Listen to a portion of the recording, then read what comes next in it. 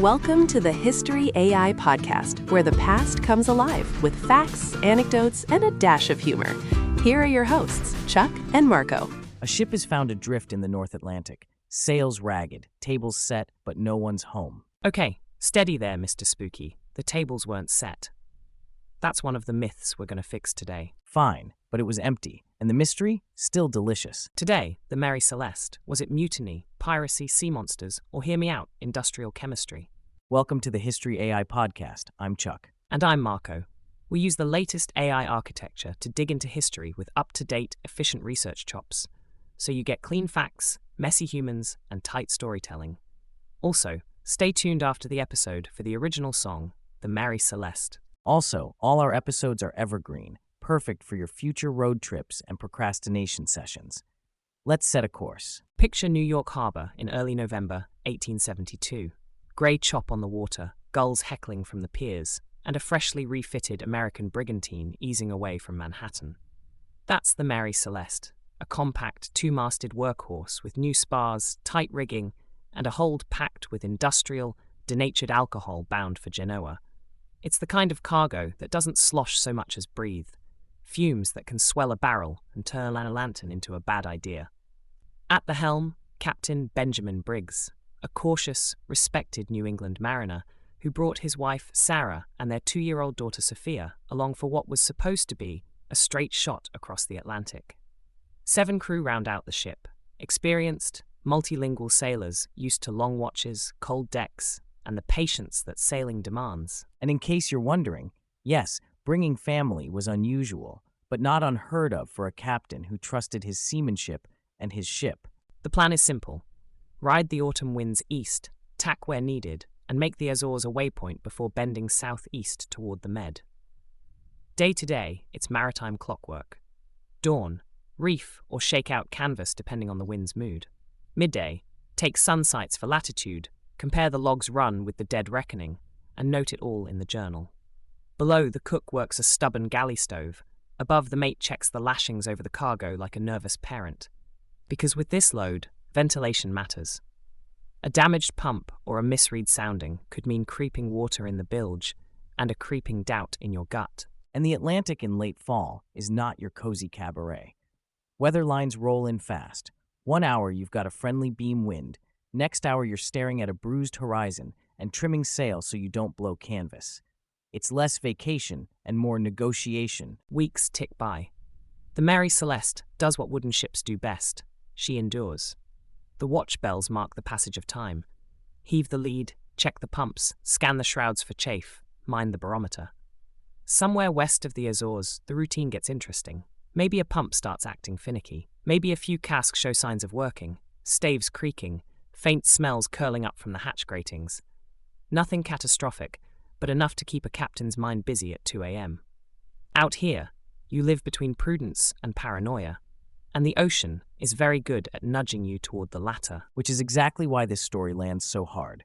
Solid ship, competent people, reasonable plan, and yet the next time anyone sees the Mary Celeste, she's wandering the sea alone. Jump to early December 1872. The British brig Dei Gratia spots a vessel near the Azores moving like it's had a rough night. Sails trimmed oddly, no one correcting her course. Through the spyglass, it's obvious something's off.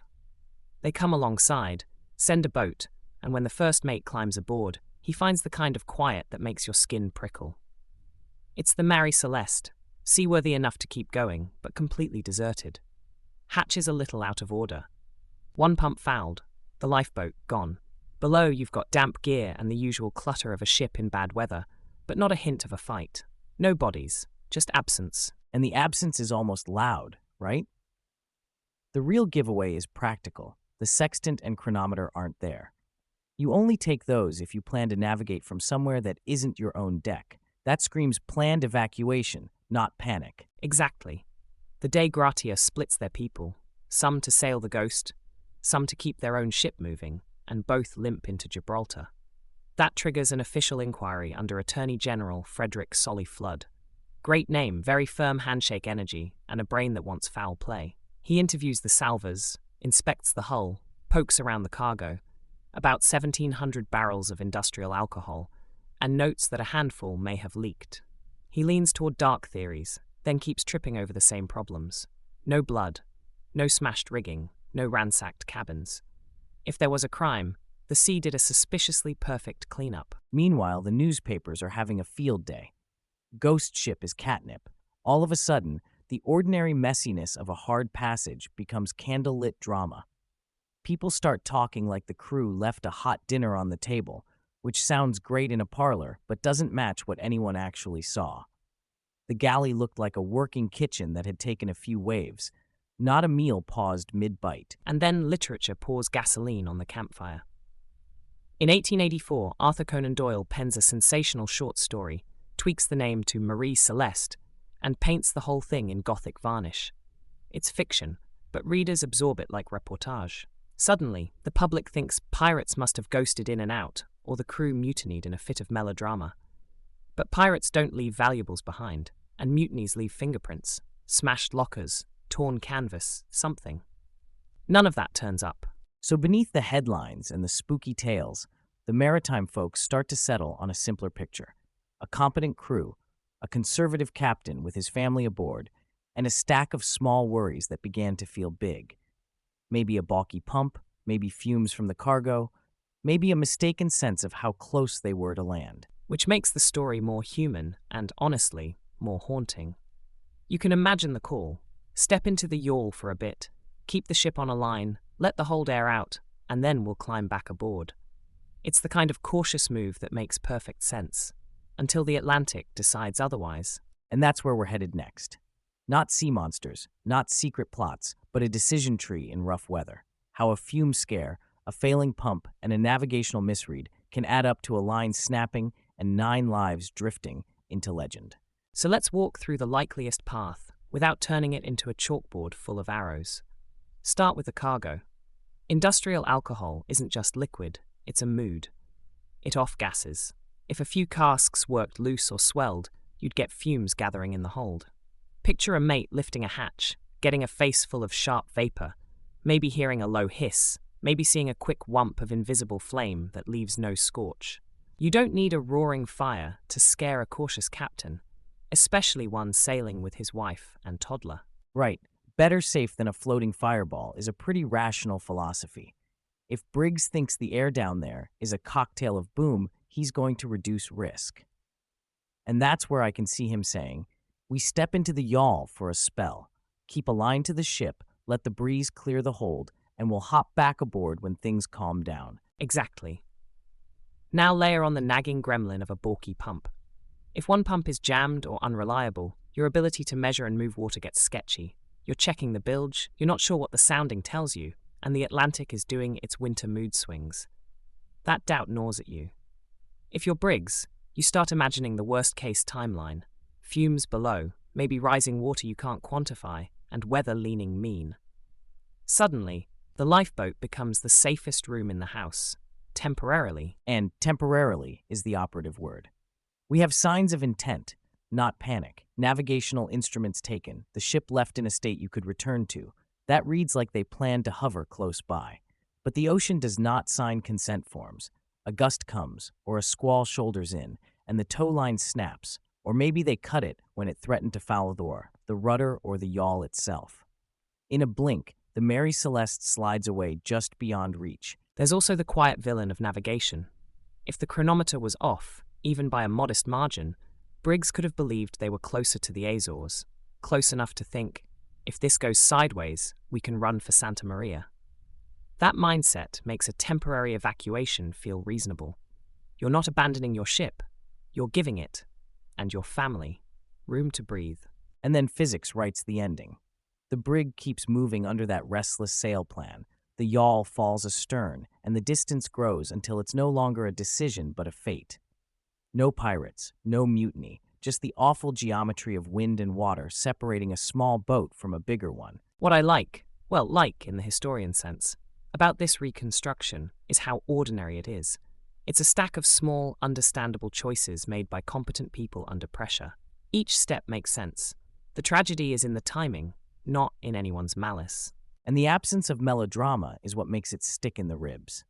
No gunfight, no secret plot, just a captain trying to keep his crew and family alive, and the Atlantic reminding us who's boss. From there, the legend takes the helm. But if you strip away the fog machine, what you have is a case study in seamanship.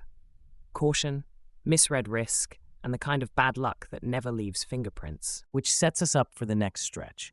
How the clues on board, the pump, the cargo, the state of the rig, fit together like planks, and why investigators kept tripping over myth when the mundane story was right there in the logbook's margins.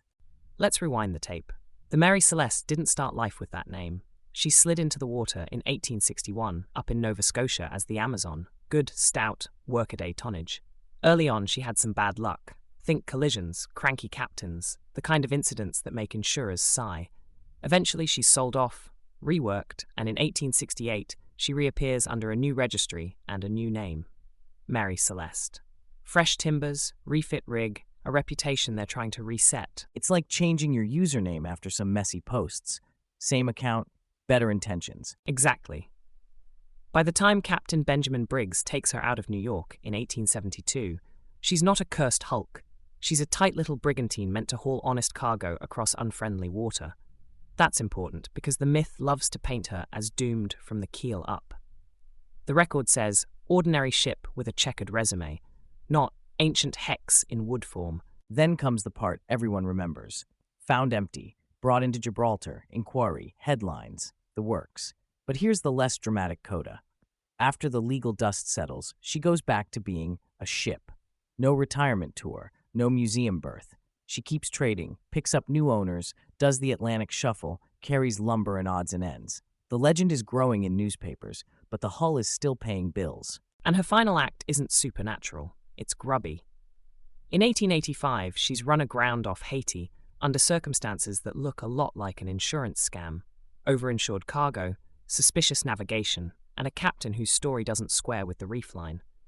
The sea takes the wood, the court takes the case, and the Mary Celeste bows out not with a ghostly whisper, but with a paperwork thud. Which is kind of perfect, right? The most famous ghost ship in popular culture ends her days as Exhibit A in Don't Try to Cash Out Your Schooner Like a Busted Carriage. No Kraken, just capitalism. And yet the legend sails on because the core image, an empty, seaworthy vessel, sticks in the imagination like a splinter. In reality, the before and after are deeply normal. Built, refit, worked hard, met bad luck, got used, and finally met a very human kind of greed. The mystery lives in that one chapter in the middle. Which is why we keep circling back to it. The prologue and epilogue remind us this wasn't a cursed talisman, it was a tool. The middle reminds us that even good tools can be defeated by timing and weather. Here's what keeps the Mary Celeste glued to our collective brain, Chuck. It's the cleanest kind of puzzle.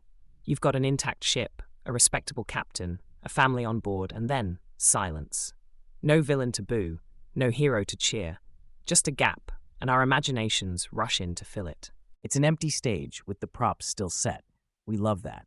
You can project anything onto it. Pirates, ghosts, bureaucratic incompetence, take your pick. Exactly. And it isn't just romance. It's about how people make decisions when everything is slightly off.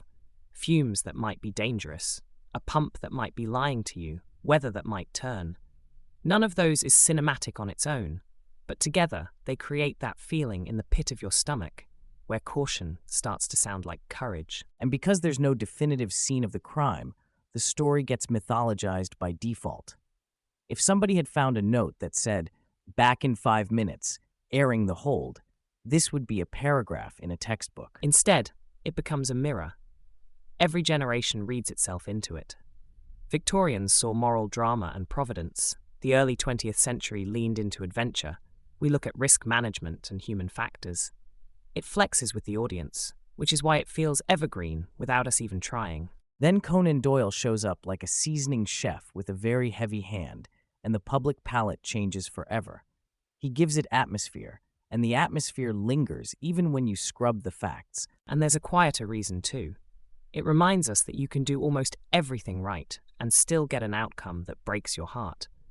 Competent people, ordinary gear, a reasonable plan, and the world still has teeth. That humility travels well. It's as relevant on a freeway or in a server room as it is in the North Atlantic. So the Mary Celeste endures because she's less a ghost story and more a parable about uncertainty. We don't solve it, we live with it. That's why we keep telling it. All right, let's get practical. If you're a 19th century captain hauling volatile cargo, what changes after the Mary Celeste story starts making the rounds? First thing is ventilation. You're treating the hold like a chemistry lab, not a pantry. Hatch gratings stay open when seas allow, no open flames anywhere near the cargo, and you post a mate who's basically the fume whisperer, nose on duty every watch. And you stop pretending pumps are immortal. A clogged pump is like a lying fuel gauge. It doesn't kill you directly, it just convinces you to make bad choices. So you're checking strainers, clearing debris from the bilge, and double logging soundings.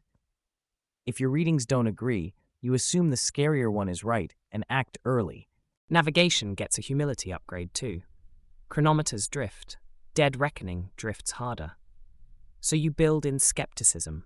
Cross-check positions. Grab more sights when the sky gives you a break, and don't bet your family's safety on the optimistic line on the chart.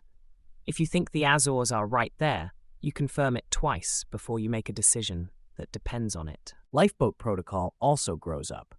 A quick step-off isn't a nap on the porch, it's a maneuver with failure modes. You rig a stout, chafe-protected tow line, you agree on wind and sail settings before anyone leaves the rail, and you rehearse the reboarding plan like it's a drill. Because it is. And if the weather's pitching a fit, you don't step off at all unless the deck is literally trying to kill you. Fire safety goes from superstition to system. Spark sources are managed like contraband, lanterns shielded, galley fires watched like hawks, and any hiss or heat below turns into a structured response. Evacuate the hatch area, air the hold in measured bursts, and never open a companionway like you're popping a jack-in-the-box. And there's a human factors piece that survives into modern checklists. Decision traps. You name them. Confirmation bias. I must be near land. Normalcy bias. It's probably fine. Escalation of commitment. We already prepped the boat, so let's use it.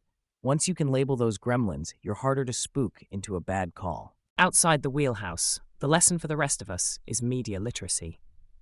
The Mary Celeste is Exhibit A in how a good yarn can outpace a good record.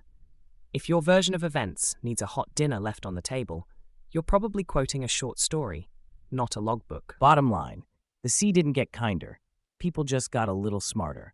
More airflow, better maintenance, stricter procedures, and a healthier respect for how fast a small decision can snowball. It doesn't make for Gothic fiction, but it does make for safer ships.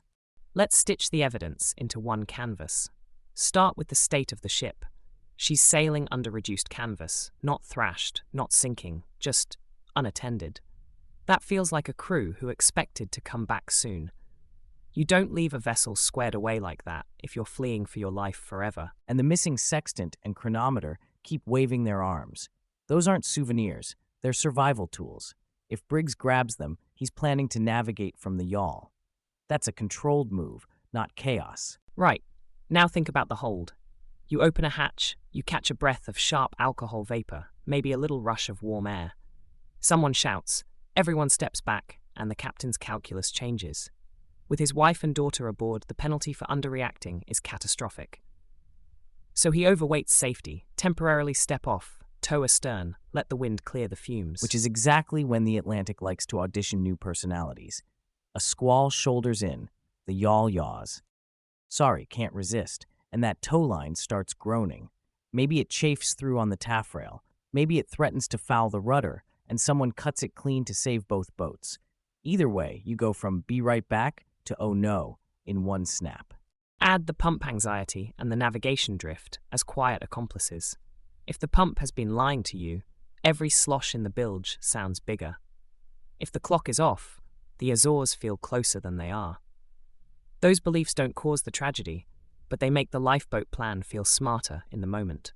It's a chain where each link is reasonable, until the whole thing pulls tight. I can picture the view from the yawl, the brig a few lengths ahead, canvas drawing, nobody at the helm to harden up or heave to, and the distance opening like a zipper. You try to claw back on oars, but wind plus chop plus bad angles equals heartbreak. And back on the Mary Celeste, the clues freeze in place. A half-sorted deck, a fouled pump, a cargo that might have been working, personal effects mostly untouched. No pirate fingerprints, no mutiny footprints, just the outline of a plan interrupted by weather and physics. Which is why the simplest reading remains the strongest. A conservative captain makes a conservative call, and the ocean punishes him for being careful. It's almost cruel in its plausibility. So here's where the Mary Celeste stops being a case file and turns into culture. The facts leave Gibraltar. The story pulls into every port forever. That starts with the Victorians, who loved a moral. Providence, prudence, punishment, pick your flavor. Then along comes Conan Doyle, changes the vibes and even the name, and suddenly half the world swears they heard of the Mary Celeste at a dinner party. That one typo turned title is like the ship's second christening, and the public never quite scrapes it off. And once a mystery gets a soundtrack, it never travels alone. Newspapers embroidered it, pulp magazines gilded it, radio dramas added thunderclaps, TV docs brought fog machines, and the internet. Well, the internet installed a permanent fog machine. Right, and every retelling shifts the emphasis. Sometimes it's a ghost story, sometimes it's an adventure, sometimes it's true crime at sea. The flexibility is the secret. An empty ship is a blank page, and we're natural doodlers. It's why classroom textbooks will give you 2 paragraphs and a footnote, and then late-night forums will give you 10,000 words and a kraken emoji. What's funny is how the wrong details have more lives than cats. The hot meal on the table myth refuses to retire. It's cinematic. People like cinema more than bilge pump maintenance logs. Which is why the Mary Celeste is also a media literacy mascot. She's the caution tape around our imaginations. Enjoy the goosebumps, but check the sources. The real story, competent people, compounding problems, bad luck, has plenty of awe without the haunted cutlery. And she's a mirror for our anxieties. In the space race era, you'll see think pieces likening her to a capsule gone quiet. Today, you'll hear folks talk about risk dashboards and decision fatigue.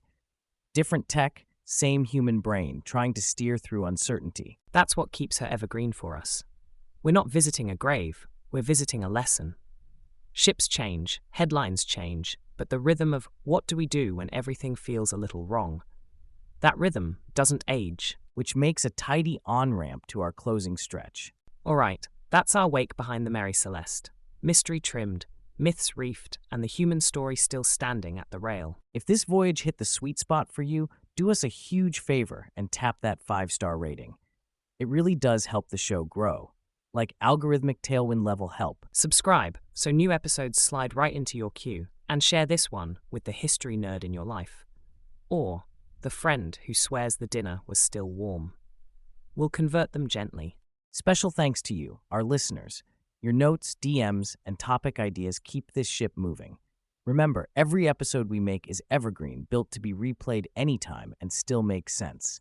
Got a mystery, error, or oddball artifact you want us to tackle? Hit us up on social, Twitter X, Instagram, and Meta, or send a note through the link in the show notes. Speaking of links, our new merch just dropped. Tees, cozy hoodies, and mugs. Grab yours via the merch link in the show notes.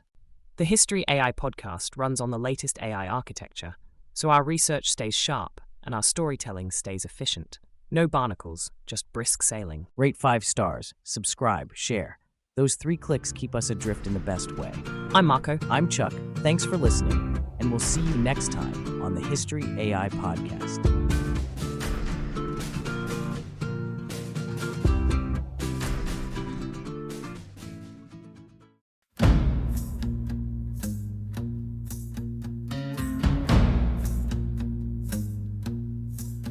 She slipped out of New York Harbor with the tide and the morning bell.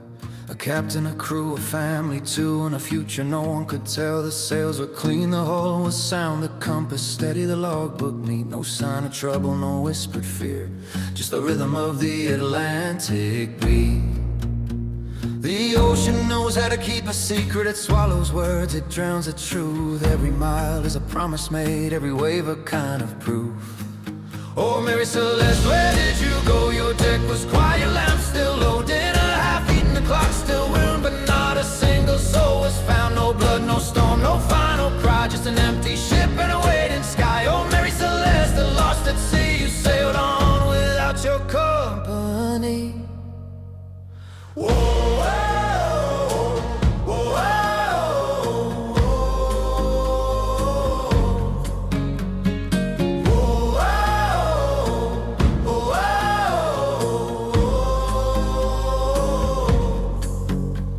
Weeks later, drifting near the Isles, oh, she rolled like a ghost in the sun. Her cargo dry, her lifeboat gone, like a story that's only half done. Bed still made, the pipe still warm, charts laid out for another day. It looked like they'd stepped into thin air and simply walked away. Was it fear or faith that took them off? A spark, a sound, a crack in trust? Did they chase the hope of solid ground or vanish into the dust? Oh, Mary Celeste, where did you go? Your deck was quiet, lamp still low, dinner half-eaten, the clock still wound, but not a single soul was found. No blood, no storm, no final cry, just an empty ship and a waiting sky. Oh, Mary Celeste, history's plea and unanswered call across the sea. Some say fire in the hole below, some say pirates, some say fate. Some say madness took the helm and led them to the ocean's gate. But the truth is thin as a sailor's prayer and heavy as the deep. Whatever took them from that deck is still something the water keeps.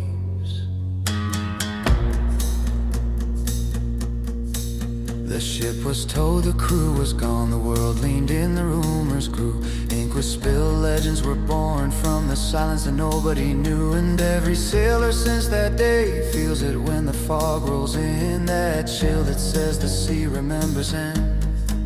Might ask again. Oh, Mary Celeste, you still remain adrift in question, a salt-stained name. You crossed the line where stories bend, with no beginning and no clear end, no grave, no shore, no goodbye, just a ship beneath an endless sky. Oh, Mary Celeste, wild and free, the loneliest ghost ship in history.